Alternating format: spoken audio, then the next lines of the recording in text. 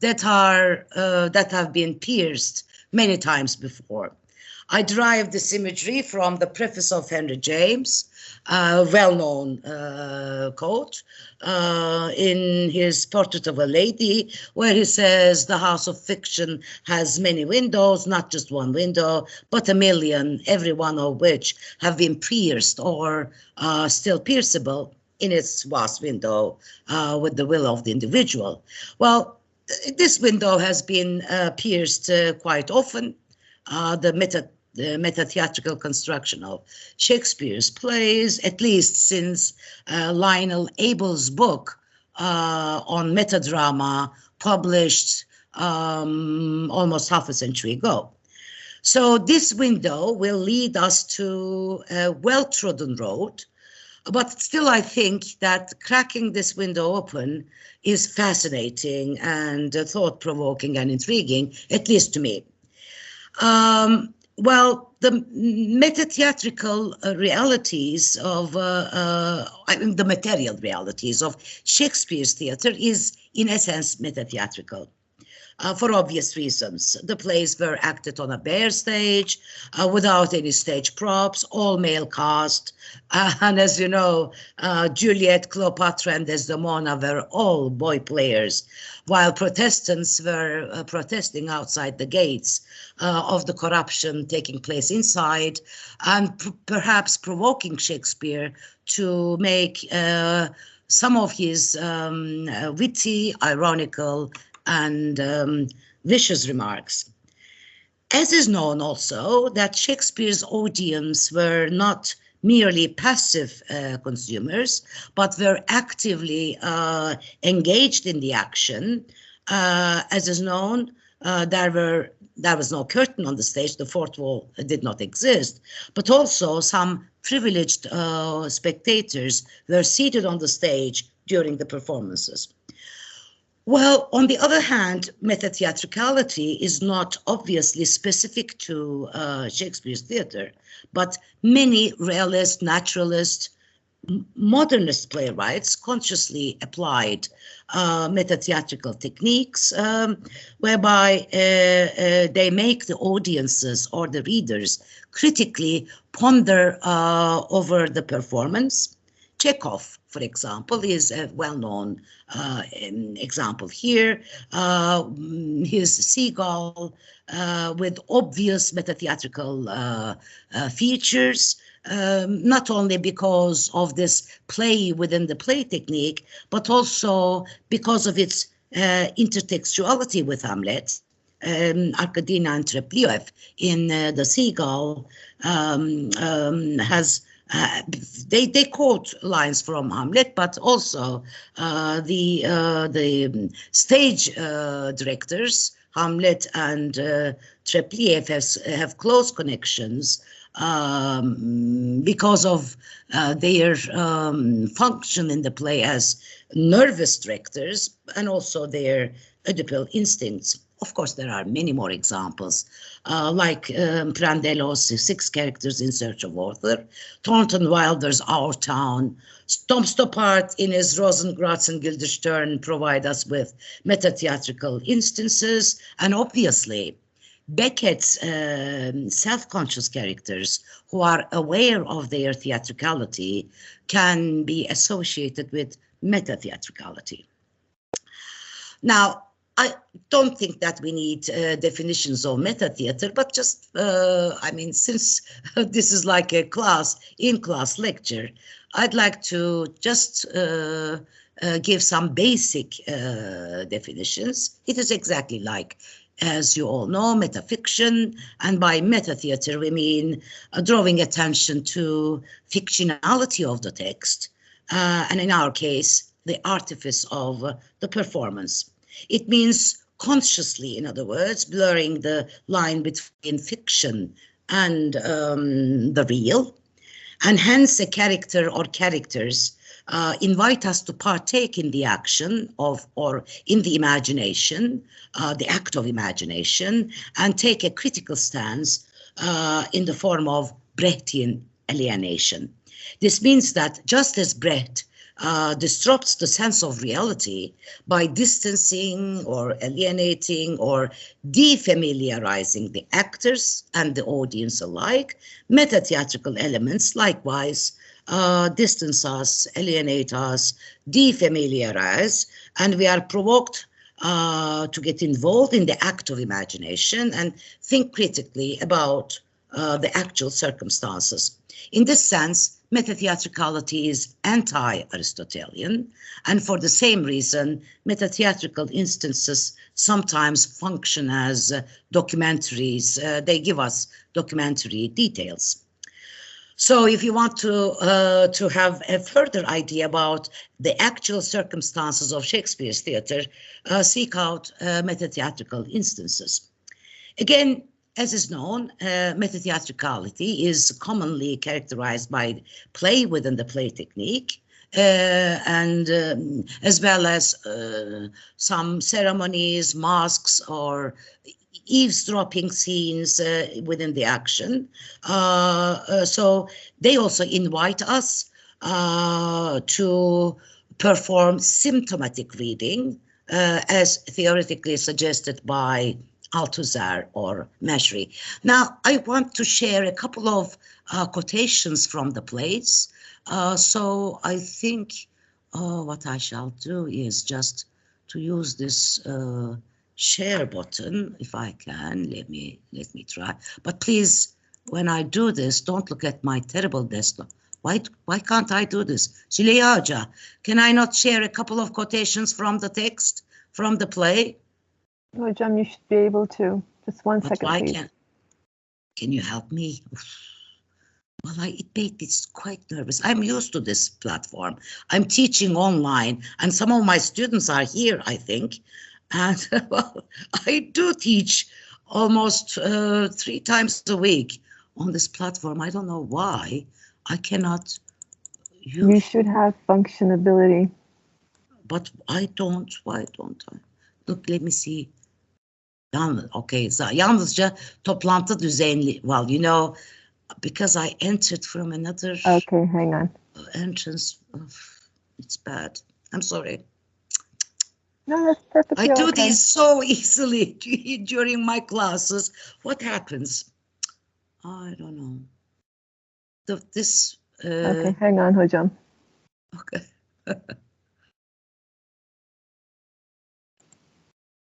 Well, I'm not going to read those quotations from the text, but just want to attract your attention to what actually I'm talking about. That's why I wanted to just... It's not working, Züleyha'cığım. Basıyorum, oynamıyor yerinden. Okay, please try now. Still not functioning. Maybe I will just give up. Another option, if you can email me the document, I can open it for you. Yeah, I can, but I will lose a lot of time, I'm sure. No, that's perfect. That's perfectly okay with John.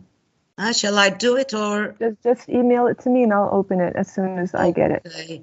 Okay, but I need to.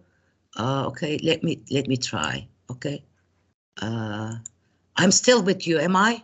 Okay. Yes, you are. If you want, you can try one more time. I will just hang on, please. No, try sharing one more time. Oh, shall I try it again? Okay, let me. Now it works. Oh, okay. Thank you. Okay. Very welcome. Okay, Canım, thank you very much. I think I have to use this. Now, do you see my terrible desktop? Yes, we do. Okay, please close your eyes. Okay. Okay, now let me. Okay. Tamam. Is it okay? Is it now? Yeah. Well, okay. So. Perfect, hocam. Okay, I just wanted to share a couple of slides from Hamlet and some other plays. Now, of course, the first example that automatically comes to mind regarding the play within the play technique or eavesdropping scenes is Hamlet, which is also deeply concerned with the notions of the power of a play. The play is full of, as we all know, meta-theatrical instances, but I will mention only some of them, highlight a couple of them. The play is, I mean, full of them, as you probably know. Hamlet, the actor, the stage director, stages a play which he calls the mousetrap, and says the play is the thing wherein I'll catch the conscience of the king. This is very well known, and it may be thought of invoking Aristotelian identification, by which Hamlet calls attention to the fact that he wants to catch the conscience of Claudius. And yet, Hamlet, the actor, also distances us and provokes for explorations and even speculations. His interest in the players, the actors, invites little inquiry. The melancholic and sarcastic Hamlet becomes overjoyed all of a sudden by the appearance of the actors. And in a light-hearted and witty and humorous mocking manner, as you see in my highlight here, he provides a comic relief and a documentary evidence by commenting on the outward appearance of the players, apparently one or two, maybe one, maybe two, and that they have changed since he saw them last.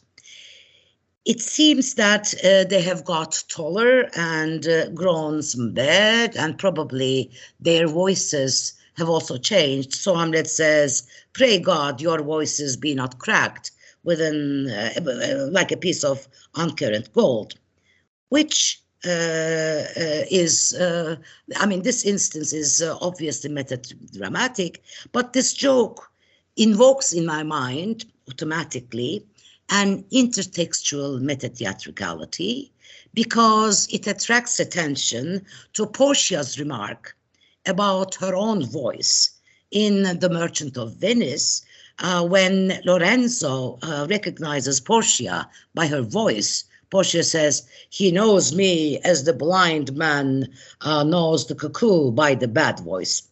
Why would Portia have a bad voice?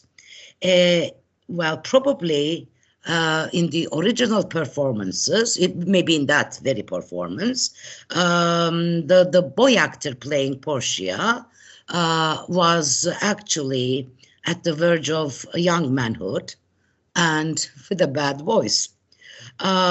Well, immediately after this joke, I mean Hamlet's joke, comes a more fruitful passage for both documentary evidence and speculative explorations. Hamlet asks the first player to cite a passage from Virgil's Aeneid. As you can see here, I highlighted some of them for your attention, which gives him a chance to express his discontent or resentment with respect to general spectators who do not have the refined tastes or intellectual capacity to appreciate qualified works. Hamlet's remark is very well known when he says, why doesn't my cursor work here? "'Twas caviari to the general." Well, for Hamlet, this was an excellent play, well digested in the scenes, set down with as much modesty and cunning, but unfortunately it didn't please the masses and never acted, or maybe once. Now, well, Hamlet becomes a theater critique as well, like maybe Bernard Shaw. But what actually is he referring to here? I mean, Hamlet is referring to here. Is it really only Virgil's Aeneid, or perhaps is he he's inviting speculations. Is he referring to, with these remarks, he's inviting speculations, or is it perhaps Shakespeare's own Troilus and Cressida? Anthony Burgess, which I will be quoting a couple of, giving a couple of quotations from, because it still attracts my attention. Anthony Burgess's Shakespeare, in his book Shakespeare, Anthony Burgess says that we at once realize that the play referred to here is Troilus and Cressida, which he says never clapper-clawed by the mob. This speculation is probable because in the prologue of Troilus and Cressida, there is a reference to the conventional expectations and the tastes of the general audience, but also the play is overloaded with long passages, which sheds some light to Polonius's remark that, well, when the player cites the passage, is that it is too long, generating Hamlet's vicious reaction, saying, well, he likes bawdy jokes, otherwise he sleeps. The deeper irony in this melodramatic instance may obviously also be that the passage is about Pyrrhus, which provides us with the fourth avenging son in the text of Hamlet. So we see also how, okay, how do I change my, okay. We also see that this can serve as a part of the organic unity of the play. So it's not just this metadramatic instance is not just used coincidentally. Now, on the other hand, Hamlet's obsession with proper conduct in drama is very well known. His manifesto of naturalist acting has attracted the attention of professional actors, stage directors, or professional people of theater. Here is, as you can see, he provides us with comprehensive lesson on acting, and especially bad acting.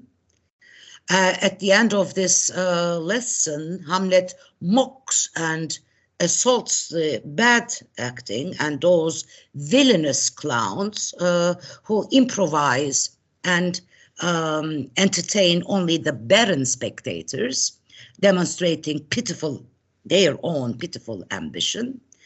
Anthony Burgess, again, I like his speculative comments. Anthony Burgess thinks that these harsh remarks justify the expulsion of Will Kemp, a well-known fellow actor of Shakespeare, who played the roles of the fools, his expulsion from Lord Chamberlain's men. Speculations, but plausible and may be considered as documentary evidence. Now, after this attractive, okay, next one.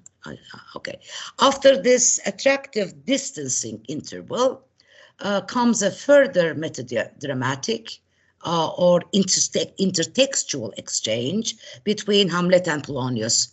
I like this part very much, so I want to read it aloud. Hamlet, this is just before the play within the play starts. I mean, Hamlet's own play starts. And Hamlet says, "My lord," to Polonius, "you played once in the university, you say?" "That did I, my lord," answers Polonius, "and was accounted a good actor." "What did you enact?" "I did enact Julius Caesar. I was killed in the Capitol. Brutus killed me."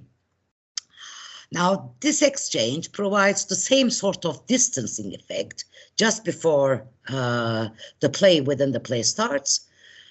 And it may look irrelevant, but is it irrelevant? Anthony Burgess says, not altogether. It is likely that Polonius and Hamlet were played by the same actor, and that is Dick Burbage, and that Hamlet was Brutus, perhaps 2 days before on the same stage, in the performance of Julius Caesar, and Brutus, of course, a few days killed the man playing Polonius now. There is humor here, says Anthony Burgess. The two men get out of their present roles, and Brutus Hamlet perhaps smiles. This is my interpretation, by the way, and winks, because I like imagining the scene, and winks an eye. Someone claps, remembering the other performance. Later will come the complex irony when Brutus Hamlet puts the sword through Polonius, again in this performance. And Hamlet says, it was a brute part of him to kill so capital a calf-ware. This meta-theatrical joke not only functions as foreshadowing, or intertextual joke as well, not only functions as foreshadowing, but also by alienating us, unearths the grotesque nature of the tragic. Now, okay, now I want to move to the next slide. Okay, now, well, actually, this is the world of King Lear. How am I doing with time, Zilaya? Because we lost a lot of time, I need to look at. It's okay, Hocam. Yeah, am I okay? You're fine. Yes, okay, you're fine. Okay, thank you. Well, this is the world of King Lear, where the fool refers to the cold night that will turn them all to fools and madmen. The grotesque nature of Lear's tragedies is exposed more clearly by what happens to Gloucester, and this grotesque tragedy reaches its peak in a scene where Edgar, feigning poor Tom, leads his father, the blind Gloucester, to the verge of Dover Cliff. His eyes have been just gauged out, and he wants to commit suicide by throwing himself off the Dover Cliff. There's no stage direction, but and Shakespeare doesn't give stage directions, but we are asked to imagine that these two actors are walking uphill, lifting their feet, expecting the ground to rise underneath their feet, there's only air. And Gloucester says, methinks the ground is even. And Edgar answers, horrible steep, and asks him whether he can hear the voice of the sea. Edgar then makes an eloquent description of a non-existent cliff, inviting the blind man to visualize the landscape in his mind's eye. The description is like a Bruegel painting, as marked, exquisitely marked by Jan Kot, and where he says, full of people, objects, and events. And Gloucester kneels to bid a noble farewell before he throws himself off the Dover Cliff. And what actually we see is, on an empty stage, an old blind man falling over his nose, a grotesque pantomime. Actually, we are familiar with scenes like this one, where we are asked to imagine and visualize the scenery. But in this one, we are invited to identify with the blind man, which creates an opposite effect, a kind of Brechtian alienation inherent in the absurdity. So what the old man has gone through is performed on an empty stage with this grotesque pantomime. The pantomime, performed by two actors, feigning the mad and the blind, is grotesquely absurd, bringing them close to Beckett's characters, like Endgame or Waiting for Godot, as again observed by Jan Kot. They become Pozzo and Lucky, or Nag and Nell, or Ham and Claw. And Jan Kott thinks that it was Beckett who first saw this in King Lear. Of course, it doesn't say that this is meta-theatrical, but it is, I think, meta-theatrical. And in a destructive world where the meaning is lost, absurdity can only be played by the absurd, just like Beckett achieves, exactly like what Beckett achieves, that alienation can best be experienced by being alienated.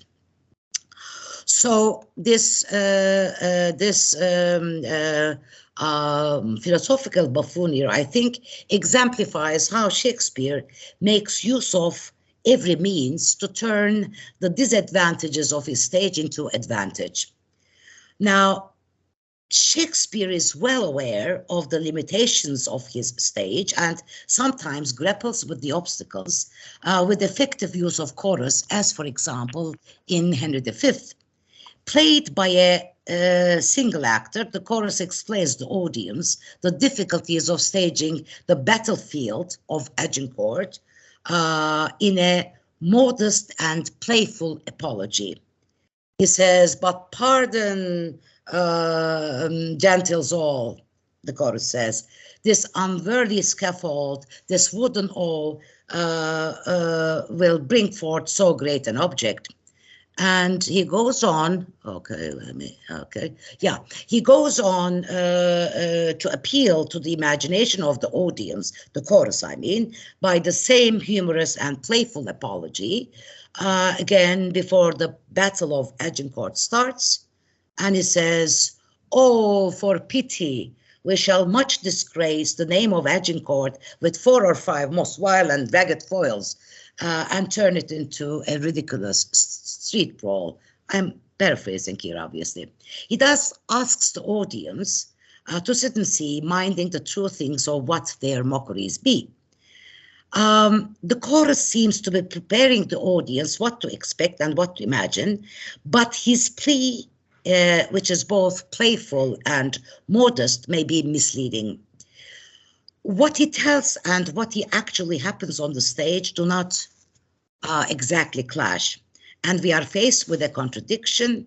Hence the chorus functions as a prototype of the modern unreliable narrator, inviting the audience to perform speculative and symptomatic reading, as Althusser has proposed.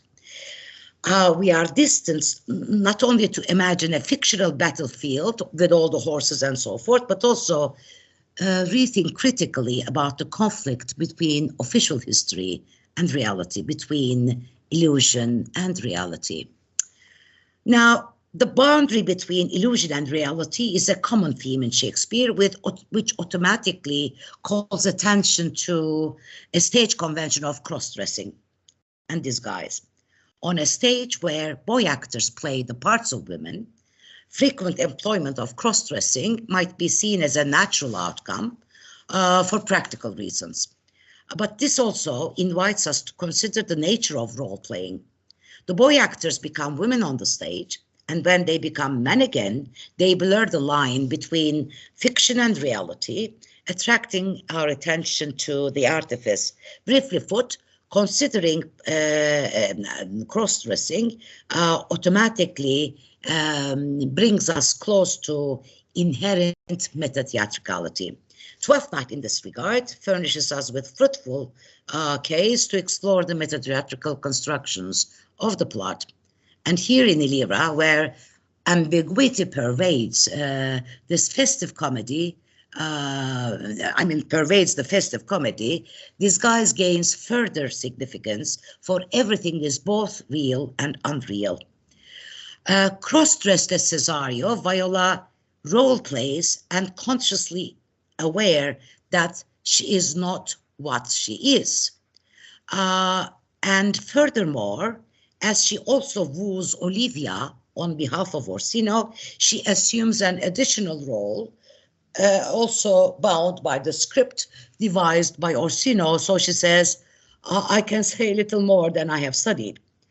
Her awareness of her own disguise and her conscious role-playing gives her the power to subvert the boundary between the real and the fictional in the fictional world. And obviously, on the other hand, cross-dressing further has further implications regarding the social and economic position of women, which requires further exploration, but in a different context, which I will not deal with here. Well, Shakespeare often employs eavesdropping scenes that are reminiscent of a play within the play technique. And the eavesdropping scene in the subplot of Twelfth Night further reveals how meta theater works in the performance. Maria devises a practical joke to humiliate Malvolio, as is known, because of his constant intrusions, spoiling their mirth at night. So she forges a letter, supposedly written by Olivia, in which she declares her love and tells him to do this and that, this yellow stocking and close-gartered stuff, and drops the letter on his way. Maria hence assumes the role of a scriptwriter and performs a spectacle on the stage for her spectators, hiding them behind an arras for an eavesdropping entertainment.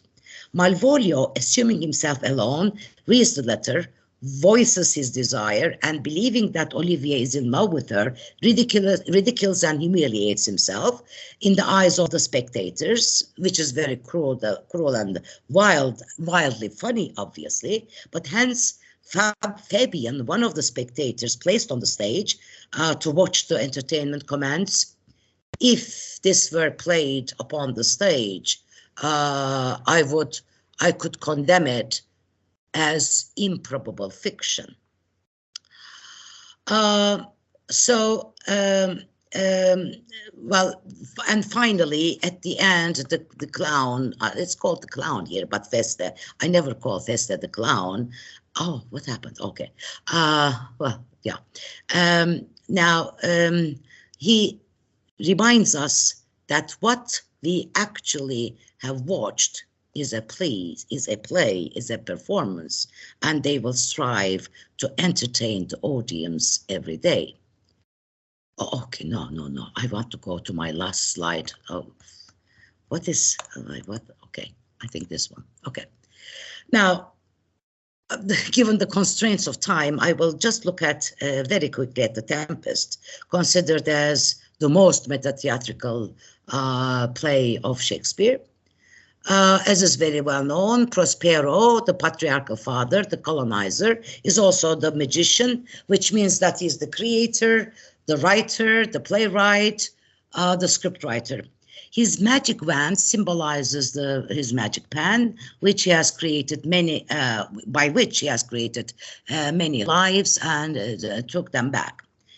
The Tempest and the Shipwreck are fiction constructed by Prospero as part of his plan to take revenge from those who usurped his kingdom, his dukedom.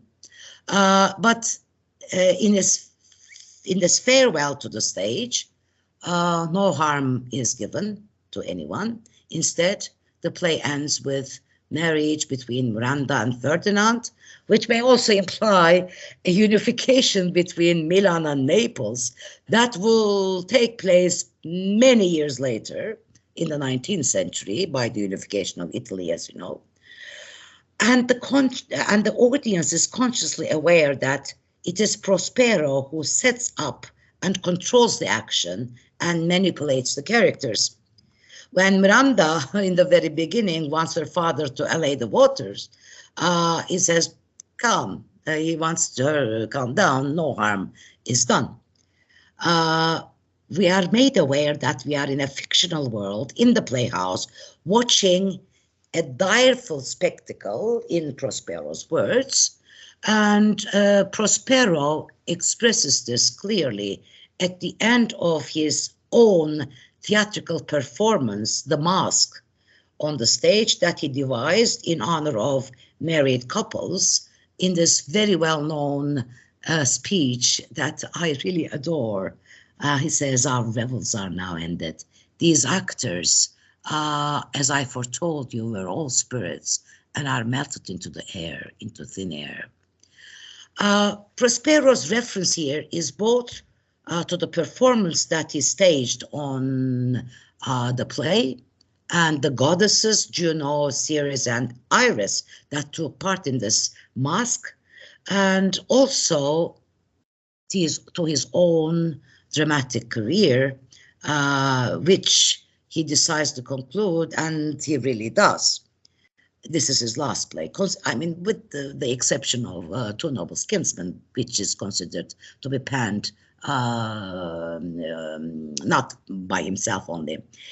In the epilogue also, Shakespeare gives his final epilogue, where Prospero declares clearly that he wants to resign in modern terms and bids a modest farewell, denoting once more and finally that his project was to please, and he asked to be set free, making the most well-known definition of art, by the way, which teaches and delights.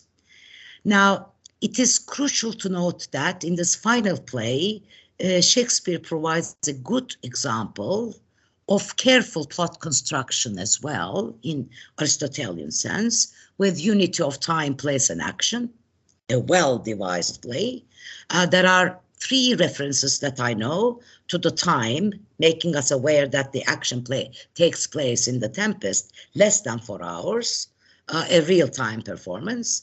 And in one of these references, Prospero wants to learn the time, and when Ariel gives him the time, he says, "Twixt 6 and now, we must be performed, must be spent most preciously." Now, making us aware that arrangement of time is also crucial for successful playwriting. Okay, so what? My final question. What do metatheatrical references in Shakespeare's canon signify? Well, the whole canon, Shakespearean canon, challenges us to respond feelingly to the complex representation of the world and empathize with those we judge, empathize with those characters we judge. And our conscious awareness with respect to fictionality and of the performance may heighten our intellectual, critical, and even emotional responses in a Brechtian sense. Furthermore, we may become more engaged participants, consciously thinking about the act of playwriting and staging, and empathize with the playwright himself. Anthony Burgess, in his book, again, that I quoted, made some quotations or just referred to, also attracts attention to the first folio and Shakespeare's fellow actors, John Hemmings and Henry Condell, who contributed to the edition of this, edition with a witty remark, but who also helped in the edition. And they comment on Shakespeare's talent with these words. They say, his mind and hand, well, quoted in Burgess, obviously, his mind and hand went together. What he thought he uttered with that easiness. His mind and hand went together. Anthony Burgess ends his book commenting on Shakespeare's talent, and I want just to read a couple of lines from this ending. He says, to see his face, meaning Shakespeare, obviously, we need only look in a mirror. He is ourselves, ordinary, suffering humanity, fired by moderate ambitions, concerned with money, the victim of desire, all too mortal. We are all will. Shakespeare is the name of one of our redeemers, he says. Well, of course, this commentary is made in a totally different context. It doesn't even mention once this metatheatricality, and it may seem irrelevant in for my argument here. But exploring metatheatrical elements in his works, which I do in my classes always, it means empathizing with Shakespeare and seeing him in person, moving nervously behind the walls of his playhouse and eavesdropping in order to check the effect of his art in his performances. So I stop here. I don't know, do we have time for comments and questions? Yeah. Oh, sorry, this is all. So yes, let me close my quotations and turn back. I don't know. Okay. Well, I was so bad in technicalities, so please forgive me. It made me so nervous. So I hope that you forgive me for all these unfortunate, how do we call it, Züleyha Hoca? Technical difficulties. Technical difficulties, yeah. Okay. I would like to thank you very much for that comprehensive run-through of Shakespeare's plays in terms of metatheatricality. At this point, I'd like to open the floor to any questions you might have. You can either use the Q&A function, or you can raise your hand if you'd like to directly ask your question to Professor İşçi. I think we need like a couple of minutes to have everything simmer in our minds. Well, as always, it was a pleasure having you. Let me turn back to my initial the introduction. Now, after certain age or after certain years of teaching, you feel like talking about the same thing. I mean it. I say, well, why should I? In the classes, of course, we are. It's our duty to give lectures in the classes. But when it comes to giving a conference, I say, well, this is all too very well known. Why should I talk about this? So I don't think that there will be. It was all obvious, very well known issues in Shakespeare's plays. So. I don't know. Yeah, but we have students who are hearing this for the very first time. All right, so in the Q&A section, we do have a couple of comments, which I'd like to read to you right now. Sana Hocam says, Dear Hocam, can we briefly talk about Edgar and his late blooming actorship in King Lear?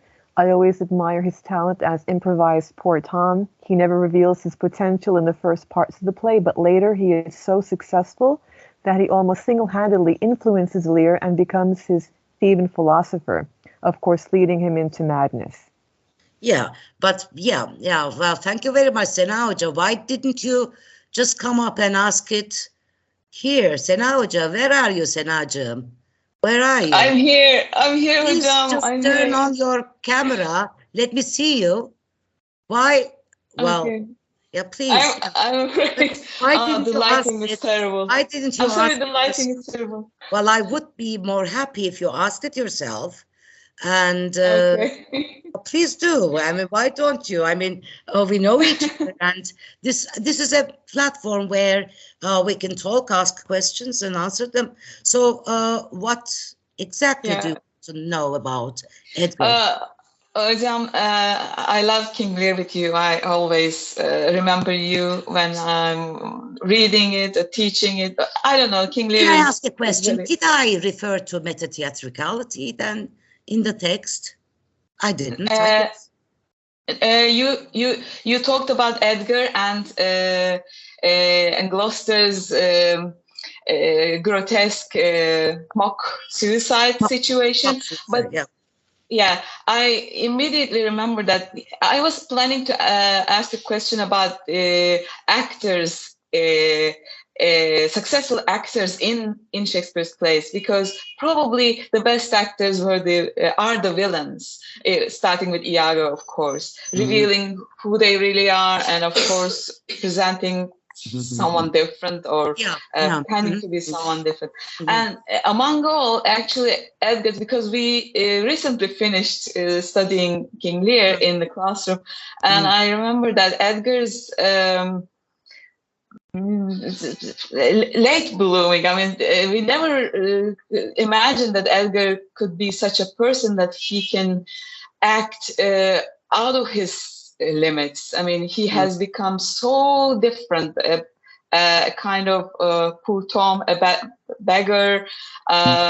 So I always think that he's a very successful. I think I think by Edgar, Shakespeare tries to show that agony teaches us that you get old, and his last lines, Edgar's, it's a complex play. I have it here with me, and it is Edgar. Yeah, I mean, indeed, it's a very good comment, Sena, that he becomes old. He gets older. He's young, but he gets older in the play, and he becomes in terms of acting, he becomes a better acting. I think because of the process that he went through, he learns, and he becomes, indeed, he becomes a better actor compared.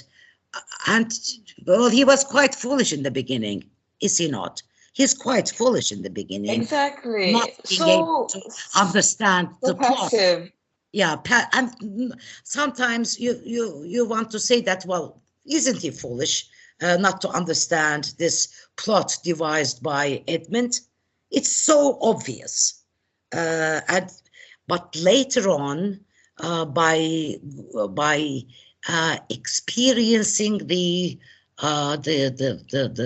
absurdity, it's grotesque indeed. What happens to Gloucester is deeply tragic, but it has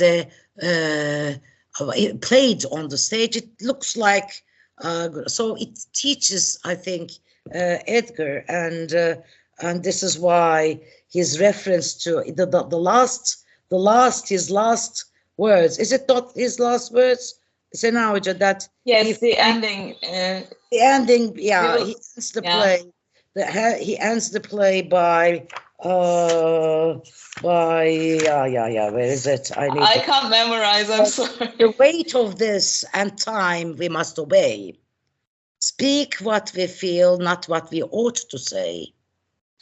How emotionally he grows also emotionally. The oldest hath borne most, we that are young shall never see so much, nor live so long. Now remember, we talked about this over and over again, and what he means by these lines, that we will never see so much and live so long. He gets an old man. I mean, he becomes an old, exactly. And also a professional actor, a better actor indeed. Exactly. Yeah. Thank you, Hocam. It is so great to see you again. Well, thank you. Thank you. Okay, there's someone that I have seen some. Mert Atish has a question that he's written in the Q&A section. Mert, would you like to ask the question yourself, or would you prefer? I prefer to hear the because they can talk, they can turn. Well, this is what I do in the classes. I ask myself, well, hello, Mert, how are you? Are you good? Are you okay? Yes, Hocam. Mert is a student. Is our PhD student. Am I right, Mert? I have not seen you. I have not seen you for a long time. I hope that you're good and okay. Okay. So, what is your question, Mert? Hocam, I will be having like two questions. One of them is going to be environmental effects or the factors in Shakespearean plays regarding the meta theater. Do you think that environmental factors are also affecting what factors can you make? I'm sorry, I became what factors do you mean? Natural factors. Natural, I mean, tree, moon, etc. Like for example, in A Midsummer Night's Dream, the moon, for example, moon is one of the important natural item. Which totally gives the, let's say, that aura or the feeling in the work. Yes, so, Matt. But yes. I'm sorry to interrupt. I got your point. But in the Midsummer Night's Dream is also a most recognizable play regarding meta-theatricality because of the play within the play. Well, the mechanicals play is there to make the audience aware of also the problems of acting. And they are bad actors, by the way. When you have bad actors, laymen acting, Shakespeare finds them as a means to also to bring to our attention what sometimes bad acting also means, but also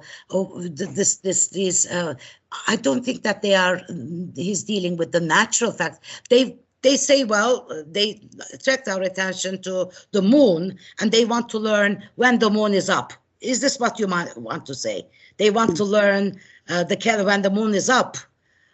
But here, I think Shakespeare is attracting our attention to practical factors that the writers, either the playwrights or the stage directors, have to handle or deal with. Is it an answer? Well, it's a practical question, and also like what happens in the examples that I have given. Well, of course, we imagine the moon there. The plays are acted in afternoon sun. Am I right in did I understand your question correctly? Yeah. Well, the plays are acted in late afternoon sun where you don't see moon, obviously. Mm-hmm. But here the mechanicals try to attract our attention also to if they need the moon, they need to learn the time when the moon is up. Yeah. Just trying to, this is what I mean by Shakespeare moving behind the walls of thinking about the practical circumstances of acting or staging practical circumstances of staging a play. Yeah. So this is what we mean by and this is why exploring meta-theatrical instances is thought-provoking.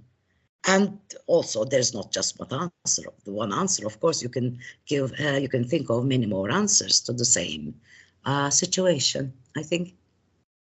Mm-hmm. And can I ask my other question, or Please do we? Do.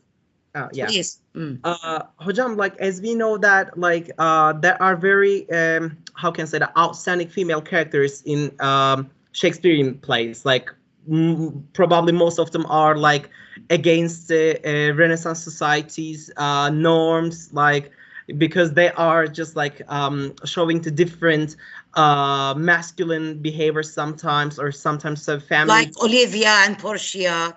Mm-hmm. Mm-hmm. So can we say that, like, this kind of the maybe it's not going to be right to call it like conflict in the gender roles. Can we say that this conflict is also affecting the meta theater? Well, okay, actually, only from one perspective, yes. Well, when, for example, if like Portia, for example, I refer to her bad voice, probably played by a grown-up boy actor.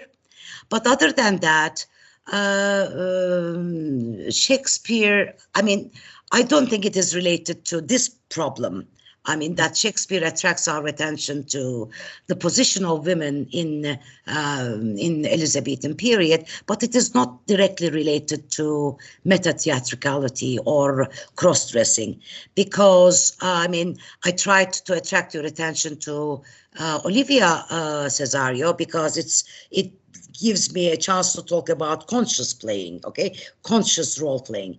But for example, if you think of Olivia, who is a ruthless character that is, well, she's not a traditional woman, that she rejects Orsino, for example. Why does she reject Orsino? Because she doesn't want to lose the power she has already gained. But this is something else. I don't link it to meta-theatricality.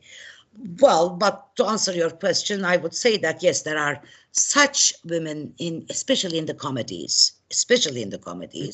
that Olivia rejects Orsino to keep the power she has already gained, but Shakespeare just attracts our attention to a situation in which there may be such a woman like Olivia, but takes this away by making Olivia meet Sebastian and pull him to the priest to get married, thinking that she is marrying Cesario, that young, attractive man, not, I mean, in terms of social position, not above her, but she marries how shall I put it? She marries, unconsciously, obviously, she marries a counterpart of Orsino.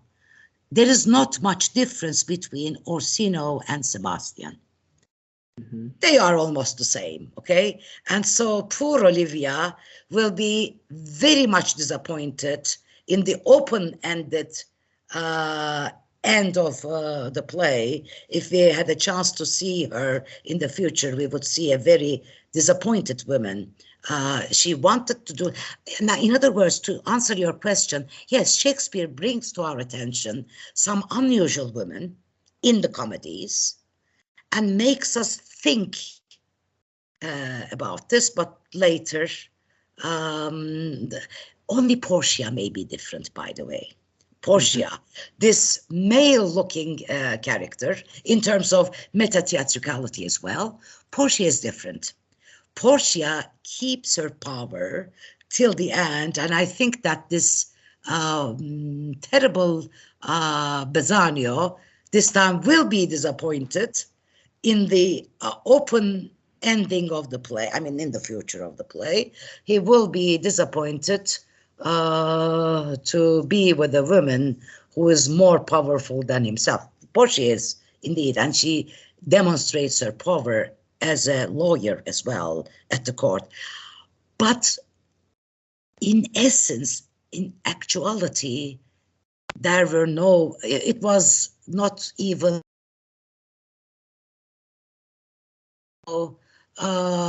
illegal for a woman to work as a lawyer. So Shakespeare is just I mean, he's just, how shall I put it? He pleads, I mean, it's a kind of a plea for our imagination, which is usually not possible, but makes us think of impossible situations. Yes. Okay, thank you so much, Hocam. Thank you. Thank you. And that was nice to see you, by the way. Well, thank you very much. I have not seen you for a while. So good to see you too. Mert, I see another hand. Yes, we have Başak Ergil, who would like to ask a question. Başak, are you here? Where Başak? Başak. Okay, what are you doing here? Come on. We are a strong team. Başak Hoca is one of my colleagues at Yeni Yüzyıl.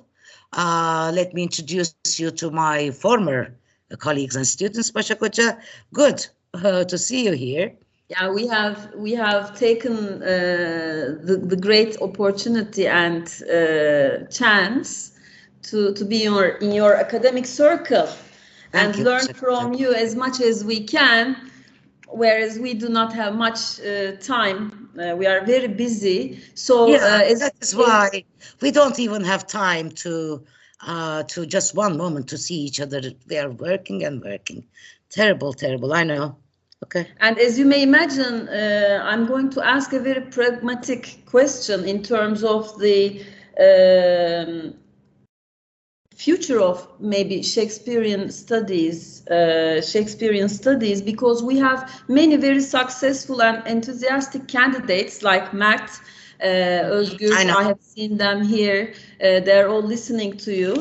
Well, I have observed that Shakespearean meta-theatricality in the British dramatic canon has been transformed by other more contemporary playwrights, like Tom Stoppard, for example, who is offering a more maybe meta theatricality. Maybe he's offering a travesty of Shakespearean meta theatricality. You know the play travesties as well, probably. That's why you're asking. Yes, yes. And I'm working on their translations. Well, it gives us a great opportunity to work in British playwriting canon, as well as between British and Turkish playwriting canon. By the way, let me tell to my let me attract the attention of my former colleagues to the fact that Başak Hoca is not in the English lit department. She's from translation studies, but she is dealing with literature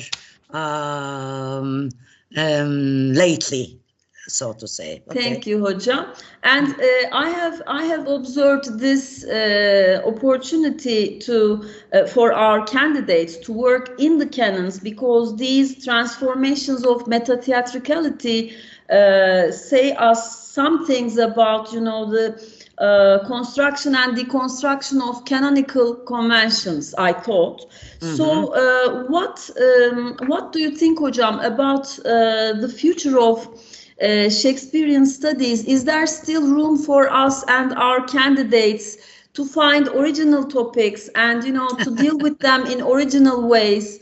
Or shall we just, you know, have enough with what has been done so far by many very prominent scholars like yourself? Thank you. Well, no. Look, a tough question. I cannot find original titles myself. How can I suggest original titles in Shakespeare? It's quite exploited, I know. But if you link it, as you do, if you link it with translation studies, or if you link it with, I mean, if you carry it to comparative studies, and especially link it with the translation studies, yes, I think there's a space for more work. But if you stay in the circle of pure literature, there's not much space. That is why, I mean, I do not write. I don't want to, in a way, write papers on the Shakespeare anymore. As I say, only if you turn. Oh, yeah, there is one way, but young scholars cannot do this. I'm thinking of doing this in the future. We can turn back to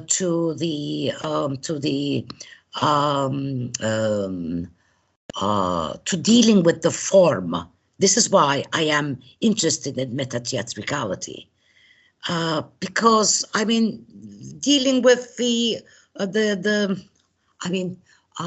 meaning within literature, you feel that there is nothing more to say. Okay, everything is said. Maybe adaptations, Hocam, adaptations, but that requires interdisciplinary work. Exactly. Or rewritings, dealing with the rewritings and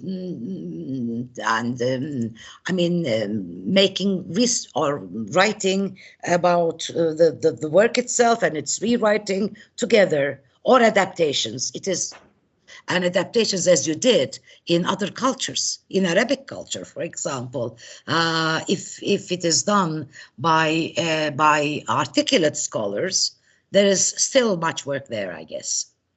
Thank you, Hoca. Well, thank you. But you're doing well, Başak Hoca, by dealing with these adaptations of Shakespeare's canon. Hocam, let me give you a spoiler. Mert and I have a surprise for you. You will hear about it soon. We are going beyond adaptations and rewritings. We are going. We have found an undiscovered area. Well, I'm sure you have. I mean, well, in translation studies, of course, not literature. Very good, Mert. Good to hear this. Thank you, Hocam. I'm so happy. Okay, so, but I still see some hands. Yes, we have a question from Funda Hocam, Funda Cüvelekoğlu. Funda, Hocam, okay. Can you stop sharing your screen so we can see you, so we can see you better? Yo, you can't see me with my. Oh yes, it's teeny tiny. So I'd it would be better if we saw you. Is it now? Is it okay? Did I stop it? Okay. Okay. No, I think you're still sharing. You need to press the Am I? Oh, okay. Yeah. What should I do? Paylaş yazan. Paylaş, okay. Yes, thank you very much. Stop Awesome. it there. Did I stop? No? Yes, awesome. Go ahead Funda hocam. Hocam, first of all, hoş geldiniz. We Hoş have bulduk. missed you so much, Hoş bulduk. so much. Hoş bulduk. And- Ama çok, while I started, I thought that it will not be possible to But it has. I really, at one moment I said, oh, come on, I will be very much ashamed, but it was terrible in the beginning. And that's why I had this stress on me halfway through the talk. Well, Okay. it's flowing now. Okay. Mm-hmm. Well, my question is actually, I mean, as a former student of yours, but who didn't have the opportunity to discuss this meta-theatricality in terms of Shakespeare. So, Are you interested in meta-theatricality? Well, actually, this is not a concept that I'm familiar with. Therefore, my question will be in order to see the big picture to some extent, I guess. Mm-hmm. How can we, distinguish between meta-theatricality and metafictionality? And how specifically and uniquely does Shakespeare employs this meta-theatricality, and how it functions in his plays? I mean, what's his actual ambition to employ these literary devices in his plays? And do you think, well, my question could seem a little bit ignorant. I'm sorry for this. Can I answer the first part and then yes, of course. Go on? Yes. Now, actually, this is what I tried to explain, but I think I couldn't. Okay. No. I mean, this is... Look, first of all, there's not much difference between metafiction and metatheater. Almost the same. Metatheater is the drama version of my understanding. It is the drama version of metafiction. It's talking about the fictionality, okay? The fictionality of the work. Now, in my weird closing remarks, I tried to say that Shakespeare is also a conscious writer.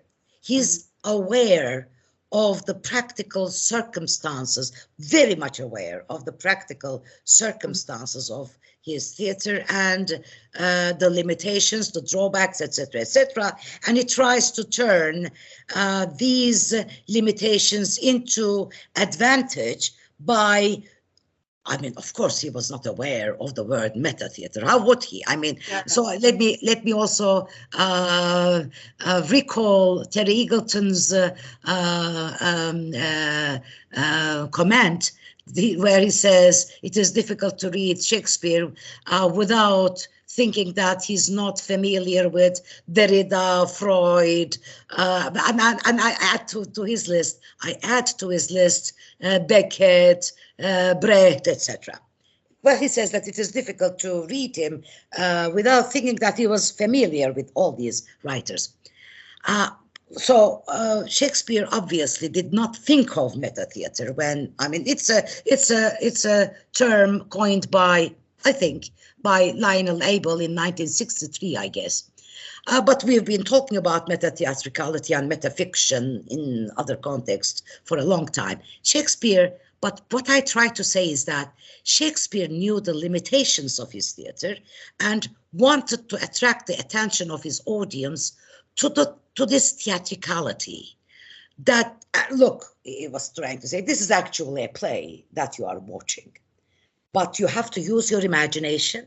And you have to, so he consciously, I think, inserts these instances in his plays to make us aware that this is actually a play that is performed. And this is why at the end of my talk, I said, well, he was moving nervously, you know, behind the walls of the theater, checking his own art, the effect of his art, etc. But this is my speculation. Okay, so this is my understanding of Shakespeare's metatheatricality. I just wanted to hear it from your mouth. For your comments, actually. Okay.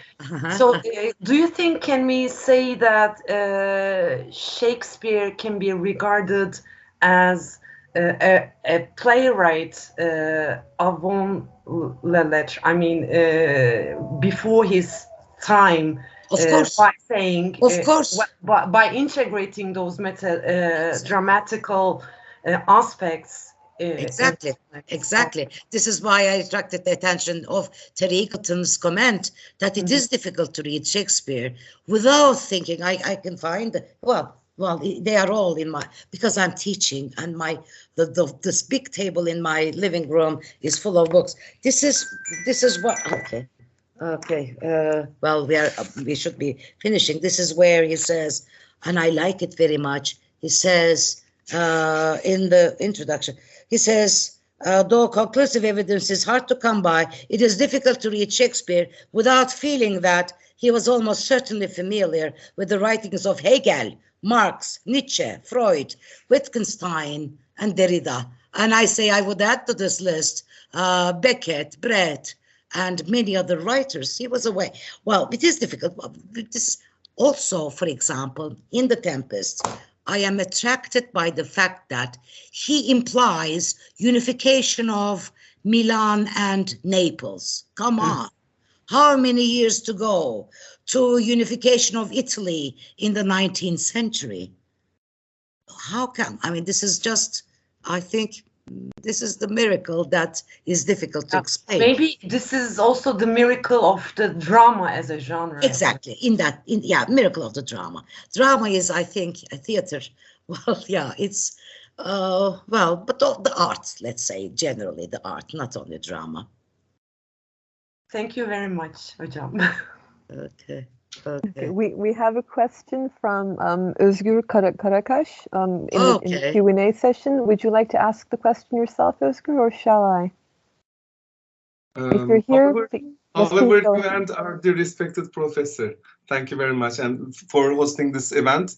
My new student, by the way, Özgür, all my new students are here, which is, I'm so happy to see them here. Yes, Özgür, you can ask your question yourself, I think.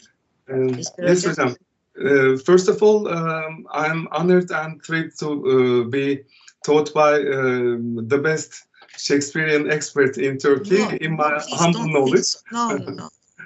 Thank you.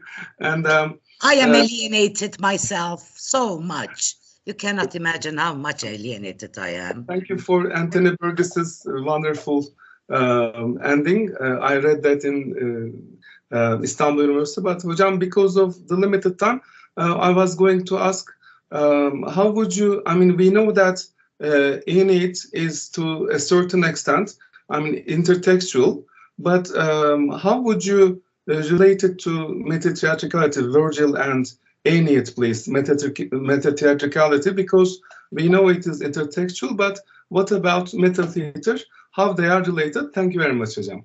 Yeah, but it is obviously there. Hamlet asks an actor to cite a passage from the Iliad, and he is impatient, and he takes the words, and he starts to cite it himself. And well, it's a beautiful passage where he says, it starts like this, and then says, no, it should be like this. Now, this is, in essence, metatheater, because it is the action.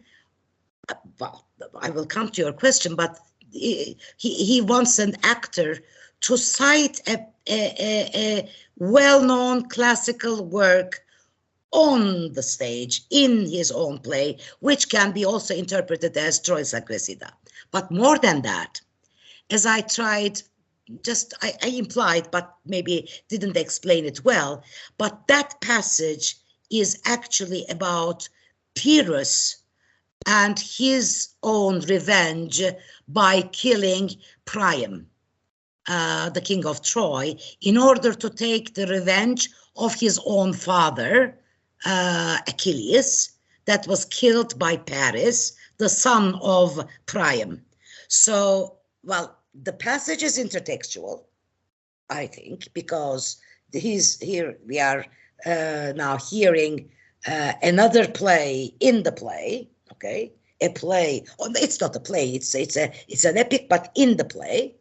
But more importantly, it is also part of the organic unity of the play, which is about taking the revenge. Hamlet, why is Hamlet staging this play? In order to catch the conscience of the king, okay? And here he makes us watch or hear another passage from a work, it's not a play, obviously, from a work in which, or a passage in which another revenge is mentioned. So it's 2 times, there is metatheatricality twice emphasized, I think. Is that a question? Answer to your question?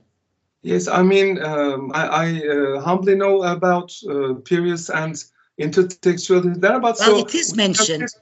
We can say that Shakespeare has meta theater there, but Virgil does not. Virgil has intertextuality. Shakespeare has meta theatricality. Exactly. Thank you. Thank you very much. You're welcome. Okay, we have a question from Serkan Burak Aslan.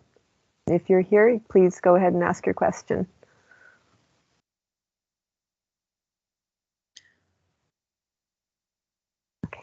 Okay, Serkan. Another student from Yeni Yüzyıl. Okay, all of them. Okay, yes, Serkan. Good to see you. Can we say that Gravedigger in Hamlet is also an actor in a play? Of course. Play, because he purposefully misunderstands what Hamlet and Horatio says and plays for the laugh. I mean, tries to make people laugh, but there's no one else there. There's only audience, which is, So do you mean that it is from another play? Do you mean that this passage is also from another play?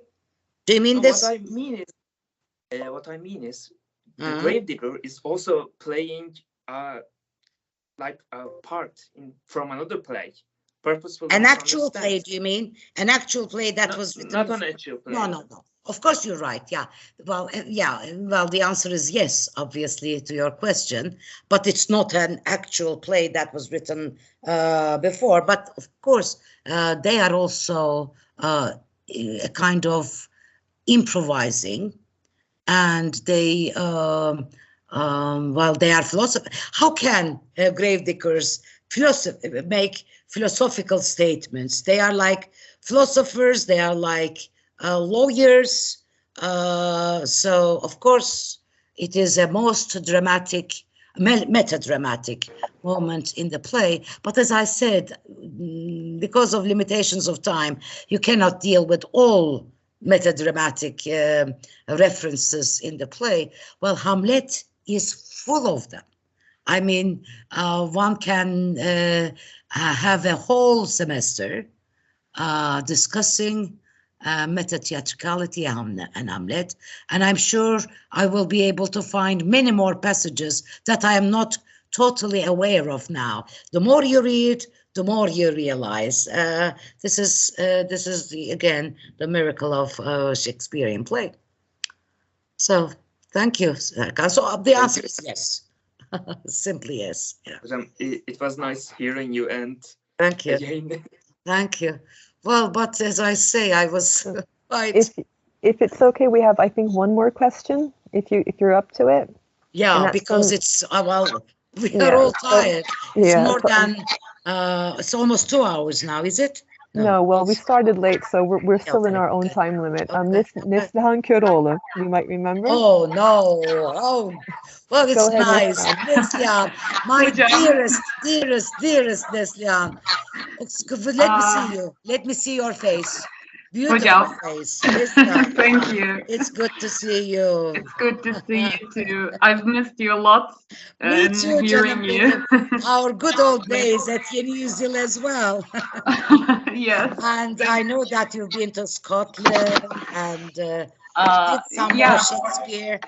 You did some more Shakespeare, didn't you? Yeah, I have the chance to study with Julie Sanders adaptations and appropriations. Okay, adaptations of Shakespeare. Yes. Shakespeare. Okay, excellent. Yes, So you are. you You should be much better than I am now. Oh, no, never ever. Of course, it's good to see you. It's good. Don't ask a tough question that I may not be able to answer. Hocam, no, I was just wondering whether we could just think or assume adaptation and appropriations of Shakespeare as a form of meta-theatricality. Because they go beyond the text, they play with the form, and they address the fictionality of the text, and also there is always intertextuality when we think of adaptations, appropriations. Exactly. But I don't mean exactly. But I don't mean all the adaptations and appropriations, No. because there are a lot of rewriting practices, and some of them, what I call them, not rewriting, but some of them are like retailing, like telling Shakespeare, because Shakespeare always tells, still tells, I mean. So what do you think of thinking adaptations and appropriations of Shakespeare and meta-theatricality of Shakespeare? I was wondering what you think about that. Thank you very much. Okay, first of all, let me ask a question before answering. Did you write on meta-theatricality or adaptations? Did you deal with meta-theatricality? I didn't deal with meta-theatricality, but I didn't address it directly, but I just studied intertextuality, but my thesis, my dissertation was on how to rewrite Shakespeare from a feminist perspective. I studied Olympus, King Lear, and Marina Warner's Indigo, and on King Lear. Yeah. Okay. Now, well, I do not know the exact answer to your question, because I don't know all the adaptations. I don't know all the rewritings.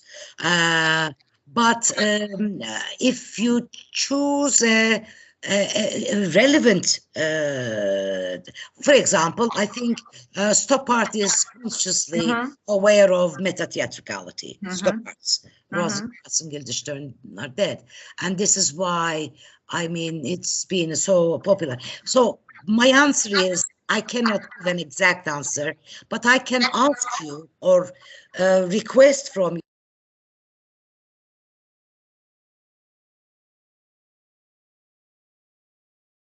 Hocam, I think your microphone is off. How did it happen? I think I pushed it unconsciously. I'm sorry. Okay. Didn't you hear anything? No, you were requesting something that I couldn't hear. Okay, but did you hear the rest of it? The beginning? No. No, not at all. Okay. What I try to say is that I don't have an exact answer to your question, because I don't know all the rewritings, adaptations, etc. But I was saying that, I mean, Tom Stoppard can be taken as a good example, but I don't know your examples, and I would ask you, this is what I was saying, ask you to look at your own argument from this perspective as well, and see whether there is also really thought-provoking. Thank you very much. Maybe there is meta-theatrical, conscious or unconscious. Now look, some of them are, I think, and I find this very intriguing, by the way, still. Now, some of them are explicit, and some of the meta-theatrical instances are implicit. Maybe you can find some implicit meta-theatricality as well, even unconsciously made by the writer. Maybe unconsciously made by the writer. So it's good to approach, well, maybe you can write an article from your own argument regarding this meta-theatrical elements, but I cannot answer. I cannot give a. Sorry to interrupt, but in this sense, I mean, Shakespeare is meta-theatrical because he always borrows from of course, of course, he's so for plagiarist. That's what. Okay, I mean, I'm joking, obviously. That of course, he does not invent the plots, but he borrows them. A very good point, by the way. He borrows them from other writers, where he also inevitably applies meta-theatricality. Another, Başak Hoca, there is a lot to do, by the way. I didn't know that this topic would be so productive, by the way. I really didn't know. But it is productive, although it's been, I thought that, well, what can I say about this topic? It's been, you know, when Züleyha Hoca asked me to give a lecture, I was thinking of my class the following day, in which I would be referring to meta-theatrical, and I said, okay, meta-theatrical construction. But look, I think it may be even more productive than I thought. Am I right, Başak Hoca?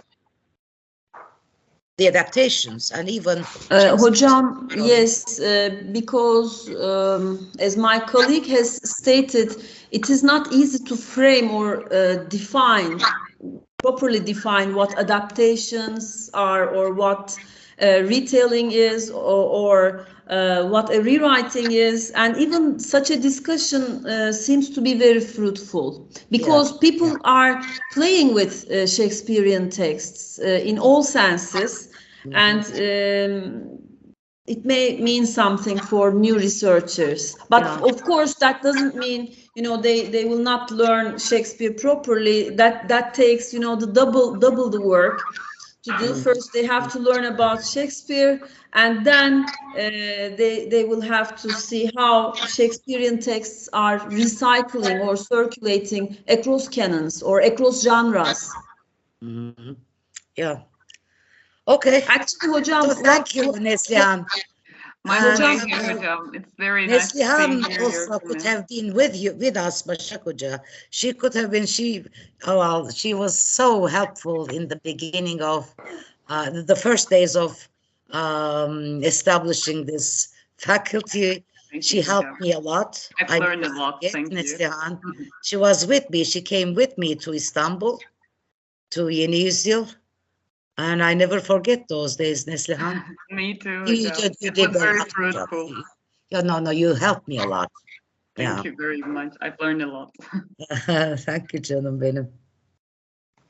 So, Hocam, maybe we can invite Neslihan Hoca to our TIC committees, or maybe we can collaborate in some other ways. Well, there are, look, I have a lot of colleagues at EGE that we could invite, but I know that they are very busy, and I don't want to, you know, I save them from extra work, Züleyha Hoca. Hocam, for you, anytime, anywhere, just ask.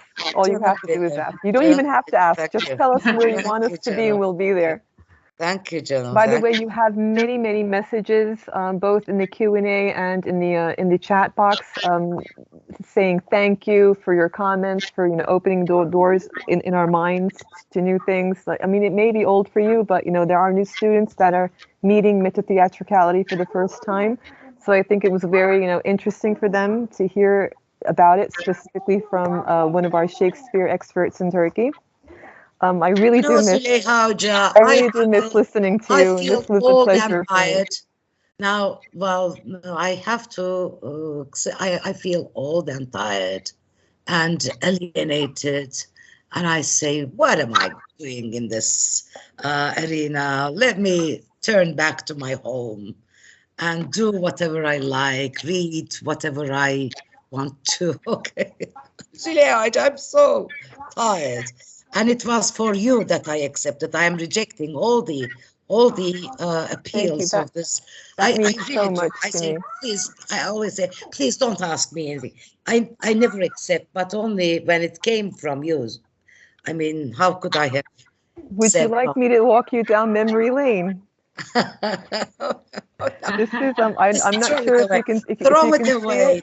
But this is Günseli Hoca's book on Macbeth, which he takes us through a lot of theories regarding Macbeth. It's just garbage, Janam. No, it's not. We need to do this. Garbage. Hocam, don't say that. Hocam, don't say that. It is, yeah, it is. I don't like it. It's not for us, though. You're always in our hearts. You're always in our minds. So thank you very much for agreeing to come here and talk to us about Shakespeare. It was a great honor, and we really appreciate it. Thank you. Thank you. Thank you. I hope we didn't tire you, did we? Oh, well, no, to the contrary.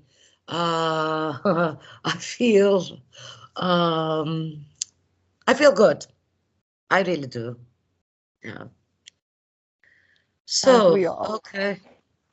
Right, so again, the thank you messages are just here going. I'll kind of wrap them up and I'll send them to you as a package if you like.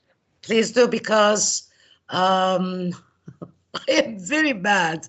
I mean, I do teach online on Teams, but in terms of technicality, I am terrible. Someone else. It's okay. We got it going. We got it going much earlier. I thought at one moment, that this will be impossible. Believe me, I said no. If there's a will, there's a way. So. Okay, Janım benim. Thank you very much. Thank you very much, Thank you very much for our participants as well. Thank you very much. I see my current students, Iraqi students. Yeah, Hani, good to see you here. Okay. Oh, yeah, I see Huda, Hani, hi there. We know, Züleyha, we have many, yes, Huda, and we have many students from Iraq. Many students. So, okay, thank you for joining my new Iraqi students as well. So, Züleyha, once more, thank you very much, Canım. Thank you very much as well. So, without further ado, I'd like to wish everyone a good night. Thank you, Hocam. Thank you very much. Bye-bye. Thank you, Hocam. Thank you. Bye-bye, Hocam. Bye-bye. Thank you. Thank you.